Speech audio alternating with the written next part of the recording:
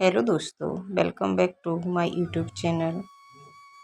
कैसे एक खामोशी एक हाउसवाइफ की बीमारी बन गई। सुनते हैं उससे जुड़ी एक कहानी।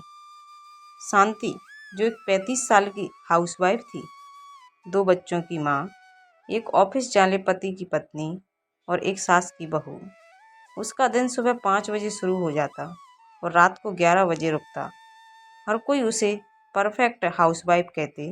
खाना टाइम पर, कपड़े साफ, घर चमकता हुआ, बच्चे पढ़ाई में अव्वल।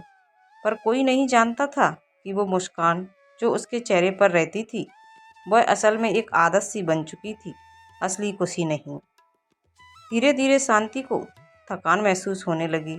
मन करता था बस सोई रहूं, किसी से बात ना करूं। उसकी पसंद की चीज़ें भी अब उसे अच्छी नहीं लगती थीं। घर के लोग कहते, तुम्हें क्या टेंशन है शांति, तुम तो बस घर पर ही तो रहती हो।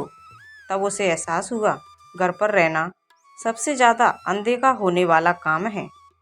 जब वह रोती तो तकिया गवाह होती, जब मन घबराता तो मोबाइल उठाकर व्हाट्सएप स्टेटस चेक कर लेती। कोई हाय लिख दे, बस उसी की आस रहती। एक दिन उसने अपने पति से कहा, मुझे अच्छा नहीं लगता, मन उदास रहता है। पति ने कहा, ज़्यादा सोचो मत, ये सब तुम्हारे दिमाग का वहम है। उस दिन शांति को लगा वो घर में सबसे ज़्यादा ज़रूरी भी है और सबसे ज़्यादा अकेली भी। एक दिन उसकी सहेली रचना उससे मिलने आई। उसने शांति की आंखों में थकावट पढ़ ली। उसने कहा, तू खुद के लिए क्या करती है? तब शांति चुप रही। रचना ने उसे एक काउंसलर से मिलवाया। धीरे धीरे उसने उससे बात करना सीखा, अपने लिए दिन का 1 घंटा निकालना शुरू किया। कभी किताब, कभी छत पर टहलना। डिप्रेशन एक स्थिति है जिसमें व्यक्ति अधिक उदासी, निराशा, थकावट और जीवन में रुचि की कमी महसूस करता है। यह केवल दुखी होना नहीं है, यह एक गंभीर बीमारी बन जाती है जो व्यक्ति के सोचने, समझने, महसूस करने और काम करने के तरीकों को बदल देती है। ये सिर्फ मूड खराब होना नहीं है, ये कमजोरी नहीं है, ये ध्यान खींचने का तरीका भी नहीं है। डिप्रेशन एक इलाज योग्य स्थिति है।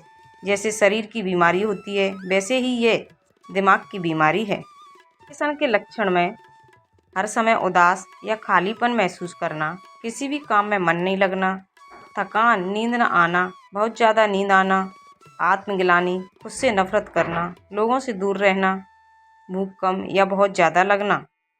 डिप्रेशन कोई शर्म की बात नहीं है।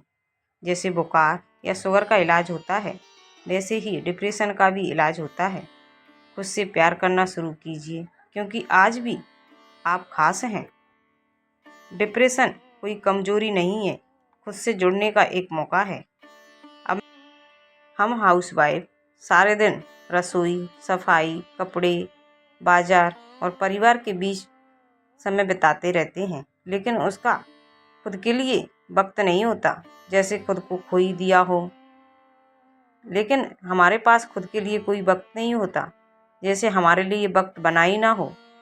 किसी ने कभी पूछा ही नहीं कि तुम थकती नहीं, और हम मुस्कुराकर कहते हैं, थकती हूँ पर घर है ना।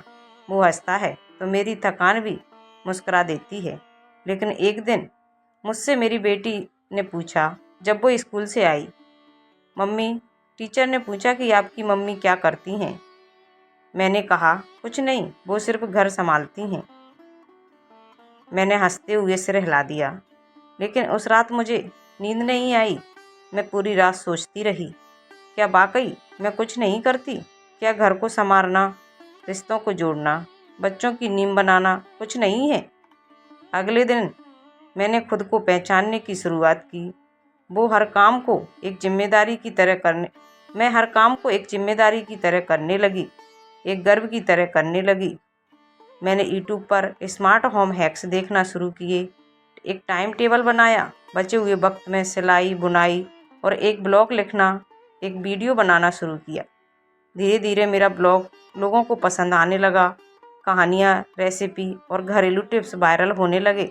कई महिलाएं मुझे लिखने लगीं, आपने हमें अपनी हिम्मत समझाई है।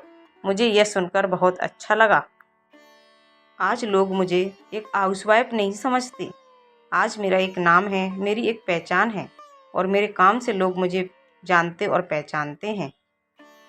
इसलिए मैं अपनी सभी बहनों से कहती हूँ, अपने आप को इतना मत खो कि आप खुद को ही भूल जाओ। अपने लिए भी कुछ करना सीखो। कुछ ना हो तो अपने लिए वक्त निकालना सीखो। उस वक्त में कुछ नया सीखो। हमेशा अपडेटेड रहो। और अंत में अपनी बहनों से कहूँगी, मैं घर चलाती हूँ पर खुद को नहीं खोती। मैं माँ हूँ, एक पत्नी हूँ, बहू भी हूँ और सबसे पहले मैं खुद हूँ। मेरी एक पहचान है, नाम है। इसलिए मैं सबसे कहती हूँ, इतना मत सोचिए कि उम्र निकल गई, अब कुछ नहीं हो सकता, अब तो बच्चों की बारी है। ये सब सोचना बंद कीजिए। और अगर आप खुद से प्यार नहीं करेंगी तो कोई आपसे प्यार नहीं करेगा। ये दुनिया आपको यूं ही भूल जाएगी और हमेशा पिछड़ा हुआ समझने लगेगी। इसलिए अपने लिए समय निकालो, खुद से प्यार करना शुरू करो, क्योंकि आप भी खास हैं। अपने लिए योग, ध्यान, टहलना, समय पर खाना, समय पर नींद। और आज खुद से एक वादा कीजिए कि आप समय पर खाएंगी, समय पर सोएंगी, अपने लिए कुछ वक्त निकालेंगी। और अंत में मैं अपनी बहनों से कहना चाहती हूँ, जब मैंने खुद को सुना तब दुनिया ने भी मेरी बात सुनी। अब मैं फिर से जीने लगी। मैं सिर्फ अब एक नाम नहीं, एक हाउसवाइफ नहीं, मेरी एक आवाज़ है, मेरी एक पहचान है। मैं एक सोचने समझने वाली इंसान बन गई हूँ। मैं वही सारे काम करती हूँ घर के, लेकिन अब मैं खुद को मशीन नहीं समझती, क्योंकि अब मैं खुद के लिए भी जीती हूँ।